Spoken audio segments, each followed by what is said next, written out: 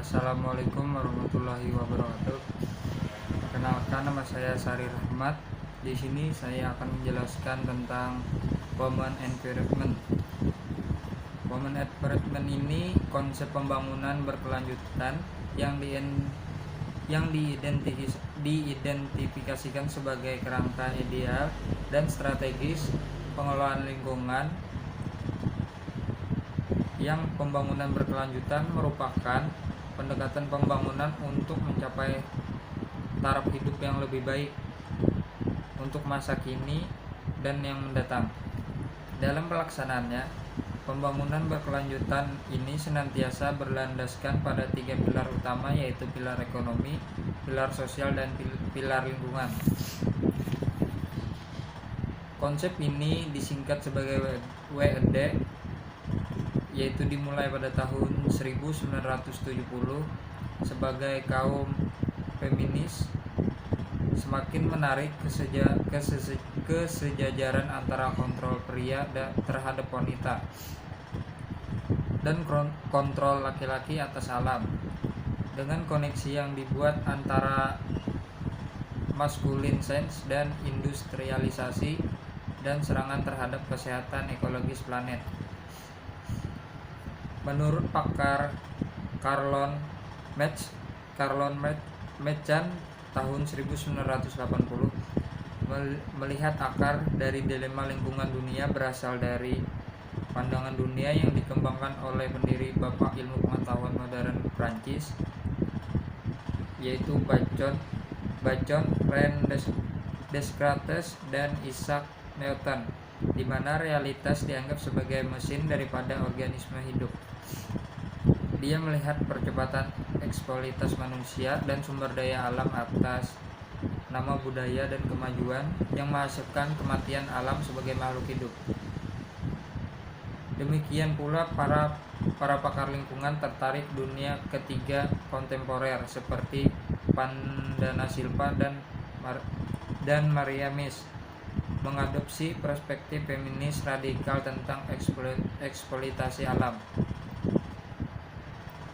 Pembangunan di dunia ketiga ini melapisi paradigma ilmiah dan ekonomi yang diciptakan oleh ideologis berbaris gender barat dan komunitas yang sebelumnya terbenam dalam budaya lain dan sebetulnya hubungan yang berbeda dengan dunia alami. Sebagai korban kekerasan perkembangan patriarki, wanita menolak perkembangan ini untuk melindungi alam dan melestarikan rezeki mereka sendiri. Seperti contohnya perempuan dari India. Dia telah berada di garis depan perjuangan ekologi. Dia melestarikan hutan, tanah, dan air. Mereka itu menentang barat konsep alam sebagai objek eksploitasi dan telah melindunginya sebagai praktiki. Kekuatan yang mendukung kehidupan ini, mereka telah menentang konsep ekonomi barat sebagai produksi laba dan akumulasi modal dengan konsep ekonomi mereka sendiri sebagai produk rezeki dan kebutuhan kepuasan. Ilmu yang tidak menghargai kebutuhan alam dan perkembangan yang tidak menghargai kebutuhan manusia tidak mau mengancam kelangsungan hidup mereka.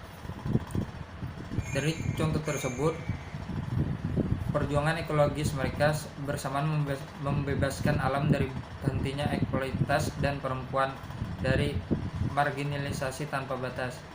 Dalam analisis efek ini dari revolusi hijau di wilayah Punjab di perbatasan India dan Pakistan, Sipa berpendapat bahwa anggapan alam sebagai sumber kelangkaan dan teknologi sebagai sumber pelimpahan diciptakan secara ekologis, dan gangguan budaya yang berakhir pada tanah yang sakit, tanaman yang terserang hama, gurun yang tergenang air, petani yang tidak puas, dan tingkat yang belum pernah terjadi sebelum konflik dan kekerasan. Beberapa pemikiran seperti feminisme sosial tidak setuju dengan penggambaran perempuan secara biologis sebagai pengasuh dan melihat perempuan dan lingkungan lebih banyak dalam hal peran produksi. dan produktif di negara berkembang yang tidak merata. Misalnya Bina Arwai pada tahun 1991 berpendapat bahwa perempuan di India telah aktif bukan karena hubungan alami dengan lingkungan seperti dengan yang dikatakan Siwa tadi, tetapi karena mereka lebih menderita dalam secara fisik dalam cara-cara spesifik gender dari perusakan lingkungan. Dengan demikian, kaum feminis menarik dari penekanan pada ekologi budaya dan politik kontrol yang tidak setara atas sumber daya, tetapi memperlakukan gender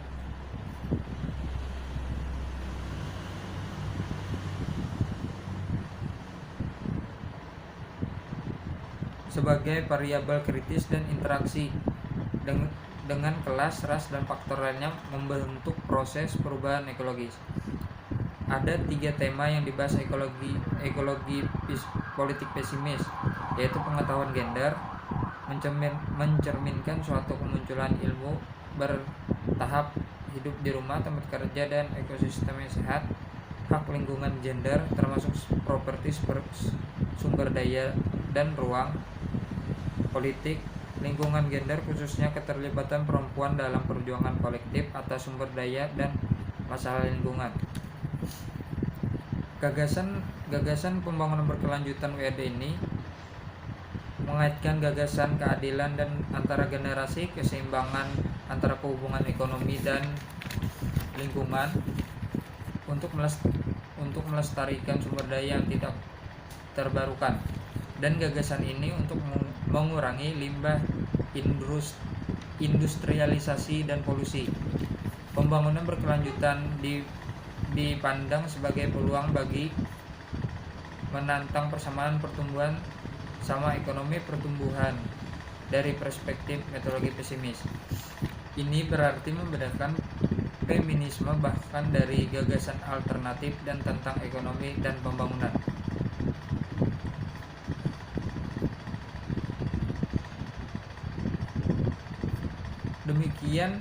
Dengan demikian, menurut Wendy Hackett pada tahun 1994, sebuah alternatif kehidupan nyata ekonomi muncul, yang ini berkembang gagasan pembangunan untuk mempertimbangkan degradasi lingkungan, kemiskinan, dan partisipasi. Namun masih perlu demistifikasi untuk mengungkapkan seksimennya. Dalam perspektif ini, ekonomi dalam bentuk model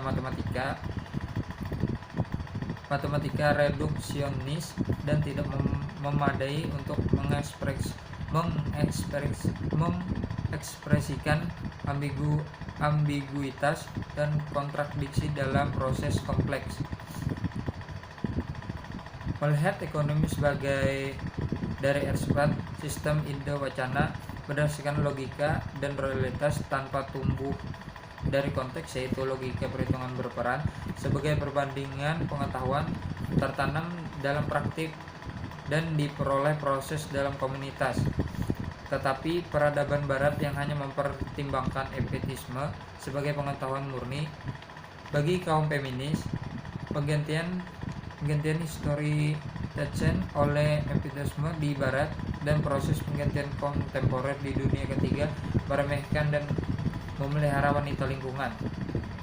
Ekonomi pembangunan barat dengan evaluasi alam dan kegagalan untuk memperlakukan budaya lain dengan martabat dengan bermartabat juga bisa mampu belajar dari metode lain dari organisasi sosial daripada selalu mengasumsikan keunggulan mereka. Di Women Empowerment ini, perempuan memainkan peran penting dalam pencapaian pembangunan berkelanjutan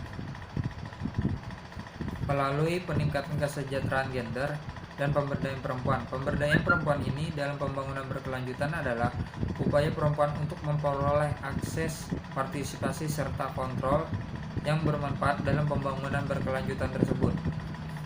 Perempuan berdiri di garis terdepan dalam hal kemiskinan, namun mereka memberikan kontribusi yang tidak ternilai bagi komunitas yang berkelanjut di seluruh dunia dan mengelola keanekaragaman hayati dan sumber daya alam di buminya.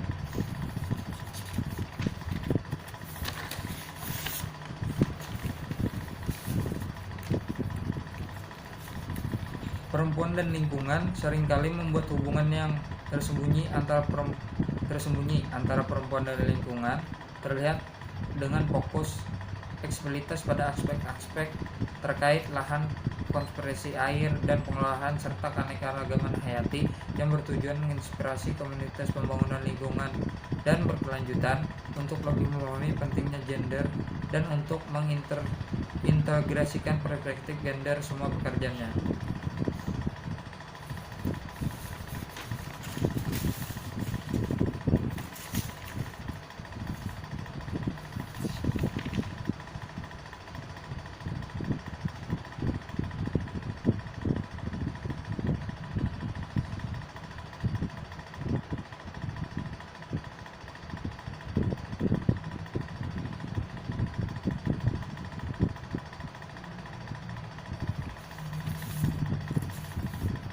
Kesimpulan dari saya adalah, jadi di pembangunan berkelanjutan women empowerment ini, wanita sangat berperan penting dalam pembangunan berkelanjutan untuk mengembangkan hasil dari sebuah hubungan maupun lingkungannya agar tidak terjadi kesenjangan sosial serta kemitraan antara organisasi dan pembangunan itu bisa bekerja untuk mencapai kedamaian, keadilan lingkungan sosial, politik, ekonomi, dan pemberdayaan perempuan serta partisipasi yang setara dan pengambilan keputusan secara efektif untuk menghasilkan sebuah pembangunan berkelanjutan yang lebih baik. Ya, sekian dari saya. Wassalamualaikum warahmatullahi wabarakatuh.